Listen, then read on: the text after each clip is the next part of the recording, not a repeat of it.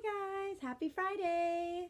So today we are doing chapter 5 of Captain Underpants in the preposterous plight of the purple potty people. So make sure if you're watching these videos you are starting from chapter 1 and forward. Otherwise you might get confused on the story. Okay, so we're on chapter 5, Strangers in Paradise Lost.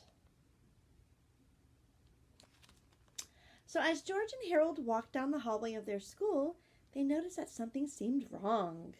Very wrong. But they couldn't figure out what it was.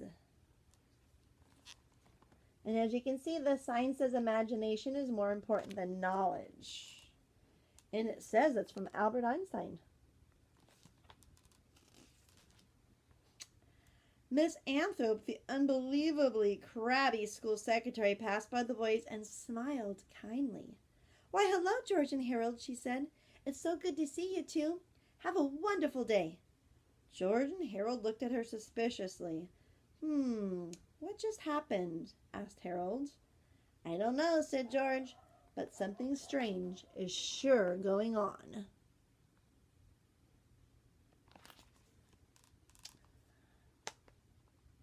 George and Harold opened the locker and carefully put crackers and Sulu inside.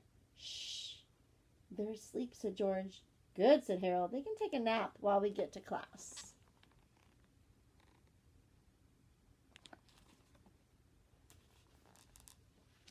On the way to their homeroom, George and Harold stopped to switch the letters around on the lunch menu sign. So the lunch menu sign, here you go. It says today's menu: soy burgers, hot lime pie, and apple juice.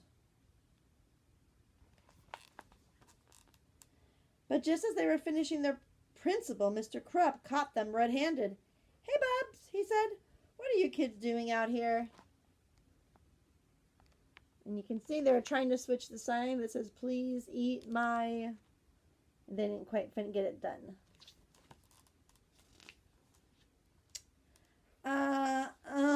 George stammered, "Yes, we were, please eat my plump, juicy boogers," said Mr. Crump, giggling with glee. See how they changed the sign? "That's gotta be the funniest thing I've seen all day. You boys really crack me up. You're hilarious." Then, with a spring and a step, Mr. Crump pranced away, whistling to a merry tune. "That's confusing. Isn't he usually grumpy?"